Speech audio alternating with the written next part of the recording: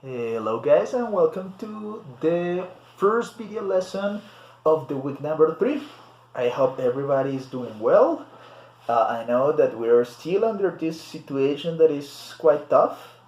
So I really hope that you have been able to deal with your academic compromises and commitments. I'm not teaching you right now, but I know that you have been taking some other classes, so I hope that that is not too overwhelming for you under these conditions, and that you have been able to reach certain agreements with teachers that are still um, working in the classes normally.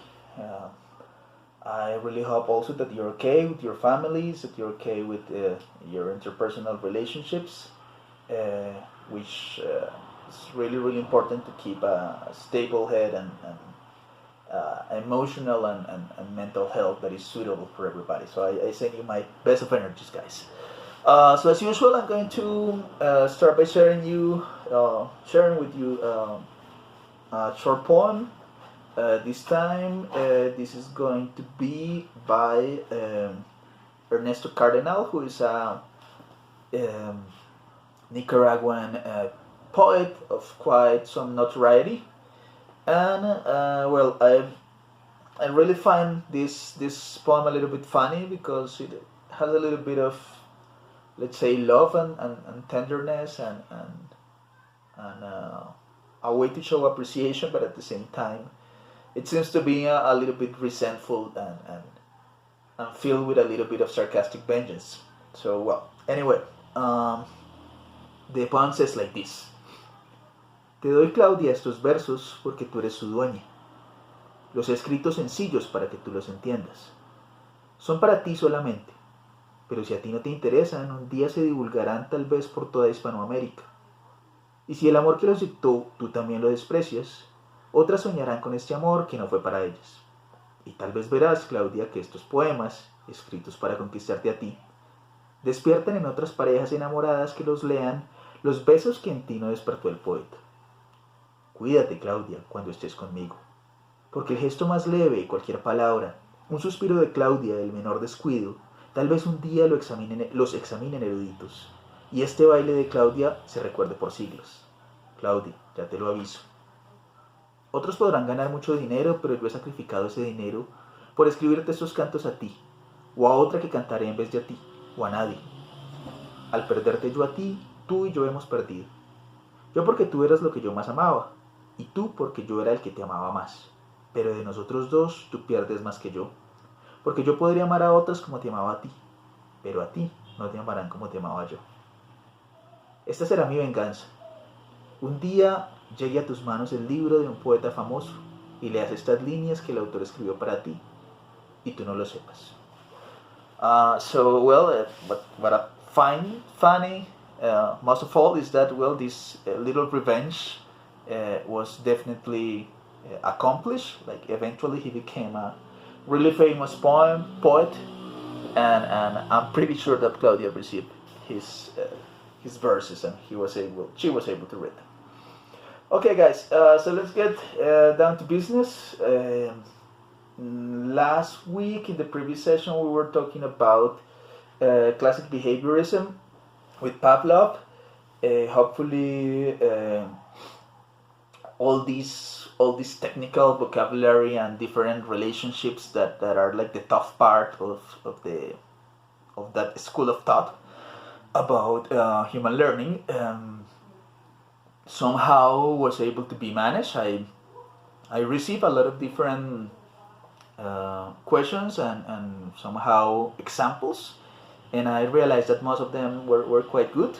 So hopefully, like, everybody's clear on that. So today we're going to be working a little bit on two additional schools. One that is quite short, that is going to be part of this particular video, and is John B. Watson's Behaviorism. Okay, so we have the classical behaviorism by Pavlov, and here we're going to be discussing a little bit of this Watson guy. So if you can be so kind and go to the slide number 13, you will see certain information about this guy, and let's say that this disposition or these ideas that he has uh, are really polemic in certain ways, and also because of what he did. But well, let's take a look at it. Let's read this quote that was said by him, and that is on the left of the slide, and says, "Psychology is a purely objective experimental branch of natural science. Its theoretical goal is the prediction and control of behavior. Introspection form, let's say, no essential part of its methods." Well, if you analyze this, what this guy is saying is really serious, no? It says that psychology is supposed to be a science that is somehow like a branch or a subpart of natural science, right? And because of that, it is supposed to work in the same way as other hard science. Like, it's supposed to be an exact science at some point, like math or physics, although we discussed at some point that those are not completely exact sciences. But well, he sort of compares this to this type of science, and he thinks that they have a very, very specific goal in mind, yes, which is the prediction and control of behavior, right? He proposes then that by means of psychology, is it possible to predict what you are going to do, how are you going to react, what you are going to say, yes? Of course, we know that that is not completely possible, right? Like, there are some unpredictable things, but back then in the 1913, this guy had this in mind, yes? But it was not only like this somehow purpose of predicting and realizing and researching and somehow finding out how a certain subject was going to react, but he put something that was even more polemic, that was control the behavior, right? That it's, I am able to affect or to influence other people so they can behave, they can act in whatever way I want. So you can imagine the implications that this had, right? Of course, we're talking about a time in which it was polemic, but it was not, let's say, so bad, so politically wrong as it could be today. If today I propose like a theory in which I say, okay, what I want to do is to control people and that they do whatever I want, well, that may be really problematic, right? Either I get like a scratch on social networks and receive a lot of hate, or maybe the government is going to hire me in order to do this, right? But well, it was a bit. It was that part, and then the final part says introspection. What is introspection? Like to somehow analyze our inner discourse, our inner awareness or conscious, our flow of consciousness. That is, let's say, a very important part of certain schools of modern psychology, right? Normally, when you go to the psychologist, it's because you want to talk about something that is inside your mind, right? Some past experiences, and introspection is a big part, like analyzing yourself and somehow finding some reasons, motivations, and ideas to certain behaviors or to certain traumas or things like that. So he said something like, like, that's not important for me, that's not relevant for me, I just only interested into prediction and control of behavior, right? So let's say that on a more or in a bolder approach to that of Pavlov, in which he used dogs that was bad enough. Well, he decided to somehow study human beings in a more, let's say, direct way. Yes. So let's say that the behavior and the reactions, and of course the way to control them, that were basic in infants, in kids, sort of were three, right? Like he said that everything could be controlled by means of these three different emotions, right? So the first one, that was fear, yes, that was normally caused in an infant, in a baby. Think about a toddler, or even a younger baby. That was normally caused by a loud noise. So when there's something that crashes, when there's something that falls down, that's something that breaks, or a loud clap, or anything like that, yes, uh, that is going to cause fear in the infant, yes. And I'm sure that you have noticed that if you have been in contact with babies, and how they normally react, usually in a negative way, like they are scared, they feel fear when there's an accident on the street, or there's a car applying the brakes and screeching, or even some let's say not so invasive noises that nevertheless are strange for them, such as somebody on the street selling something and then producing a klaxon noise or something like that, right? So that fear can be caused by it, or by this sudden loss of support. That is, of course, even more common. Yeah. So when they do not see their tutors, when they do not see their caretakers, most of the times mothers, right?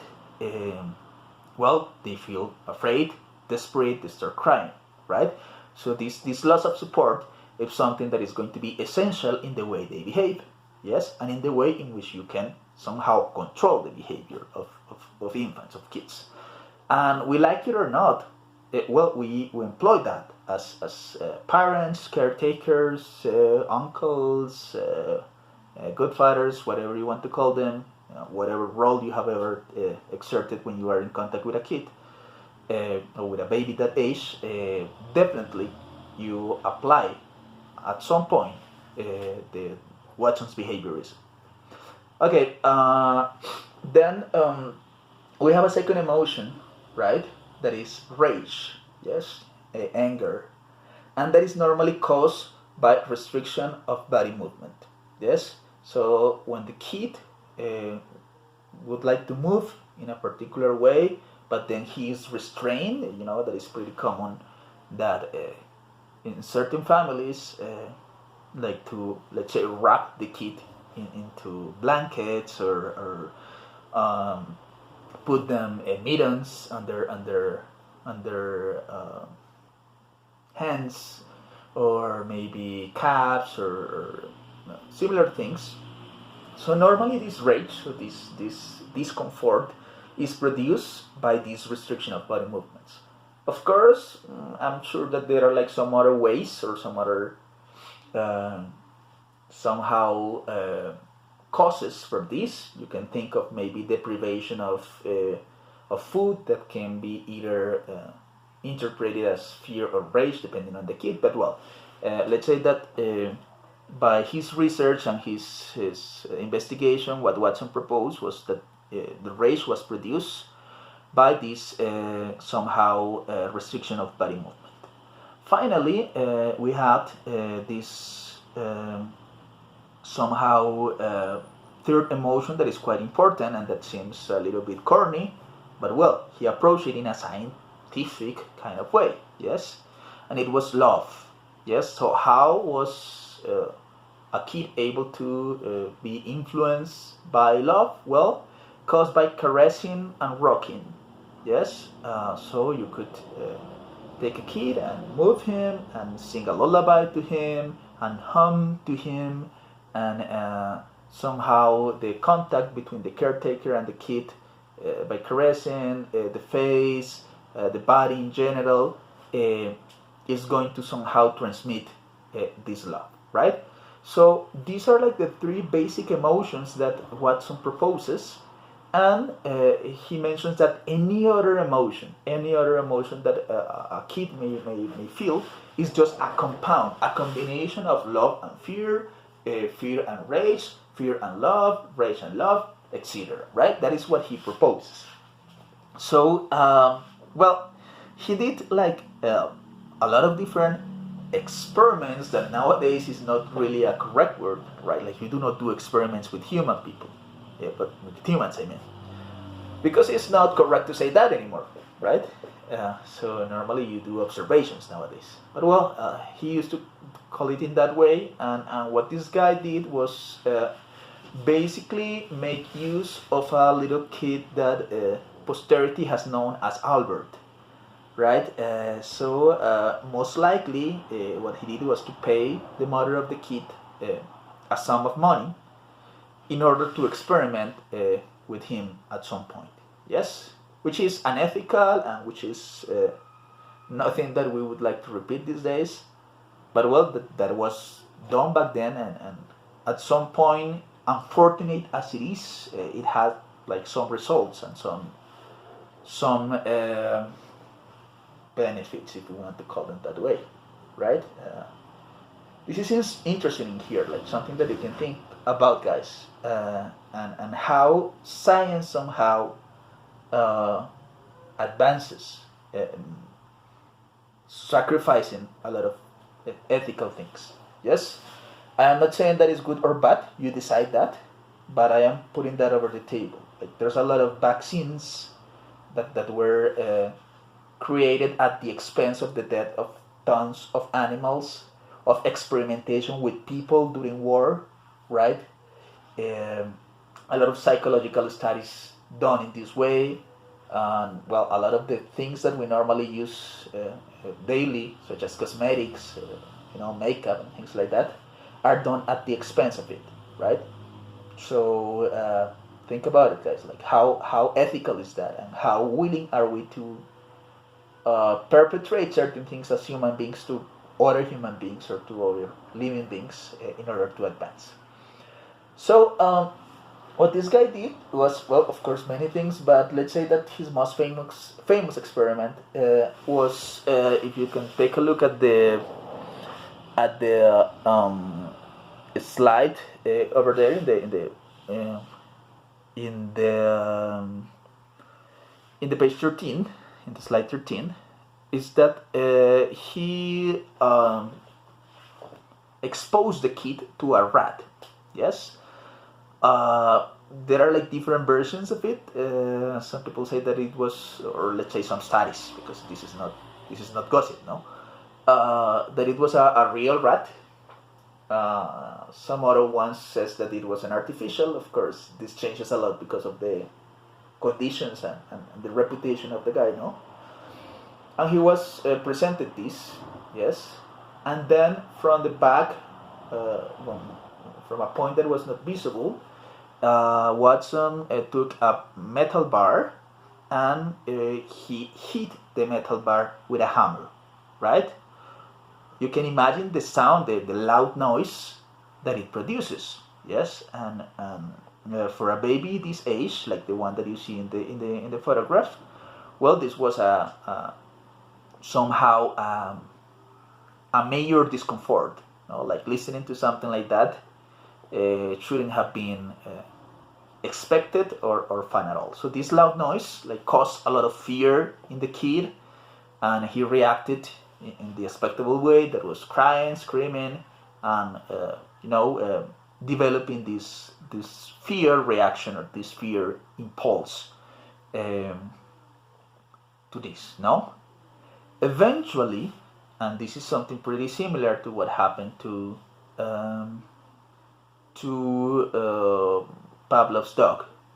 So he developed fear or somehow was afraid of the rat, yes, because he associated this sort of reaction with the noise at some point. But then it went even beyond that, yes. So if you take a look at what the balloon says in the slide, it says that the fear was created by the noise caused, and it was a conditioned fear to the rat. So every time the kid saw a rat, he cried and he remembered like the noise, and he gave this reaction. But also he generalized this fear, right, to similar stimuli, including a rabbit. So let's say that a rat is close enough in taxonomy to a rabbit. They are both rodents. So he was not only afraid of rats, he was also afraid of rabbits. or even a fur coat. Yes, the hairy, the furry texture of a coat also made him scared, right? And even something that was really cruel, that was, I mean, everything was cruel, but this was specifically cruel. And it was Santa Claus, yes, the beard, sorry, of Santa Claus. Um, of course, the association was pretty clear. Something furry, something hairy, made him desperate, made him cry, made him feel fear, right? So, imagine the implications of this. Now, like every time that the kid was misbehaving, so the mother could say, "Hey, this is the rat, behave," or "I'm going to show you Santa Claus, or I'm going to show you the fur coat," or something like that. So, by means of predicting the possible behavior of the kid that was exploiting in fear, or having this reaction of fear, or repulsion, or crying, etc. So, by means of predicting his behavior, you were able to control the kid. Yes?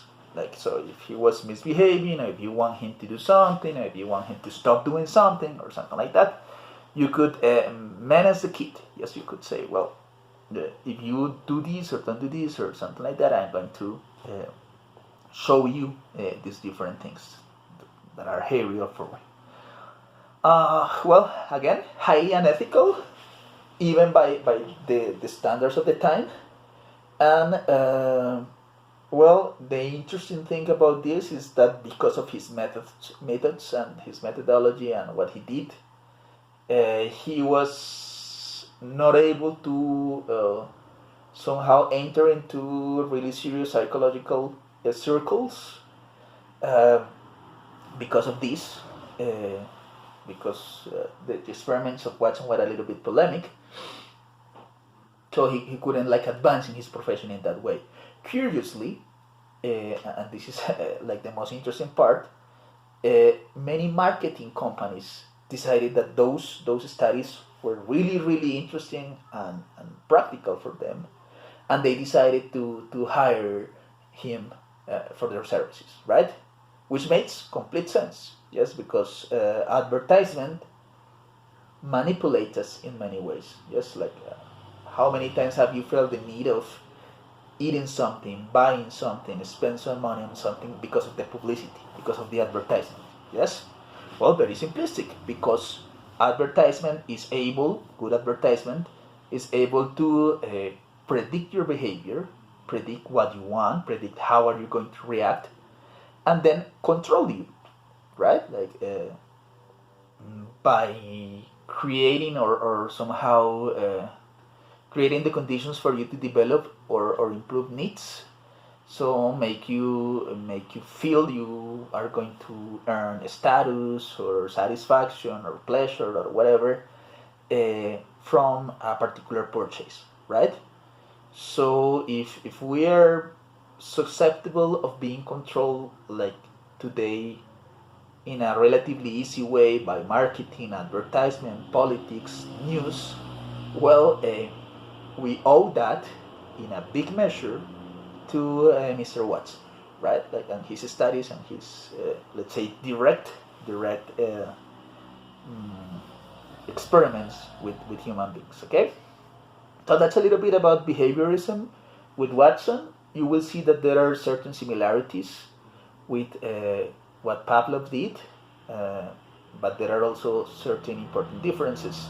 The most, let's say, relevant of them is the one that, at least officially, Pavlov didn't do any experiments with humans, and Watson did.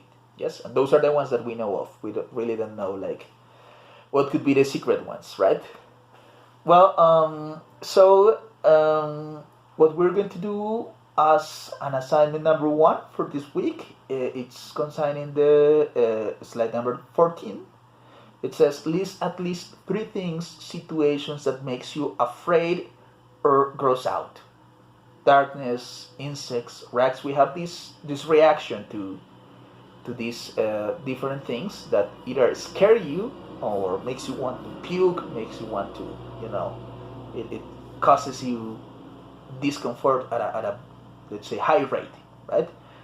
So you're going to list these different things. You're just going to mention what are those, and what is the reaction that you have to that. Like, I normally feel suffocated, asphyxiated, or I want to puke, or my skin crawls. Try to describe, like, what do you feel when you are exposed to those stimuli, right? Now, try to establish what is the stimuli connected to this reaction. Yes? Could be a sound, a sight, a smell, a memory, right? You could be afraid of the dark because you remember some point at your childhood when some bullies like put you into a closet, or they your older brother used to pull your leg by turning off the light and then closing the door, right? Or every time that you see a rat, so you associate it with the smell of rotten garbage of the sewers or someplace like that. Yes, maybe a sound. I don't know. It really depends on each particular, let's say, fear or idea, right? So first of all, describe what is the fact, what happens to you, what do you feel. Try to find the stimulus that is somehow associated to it, right?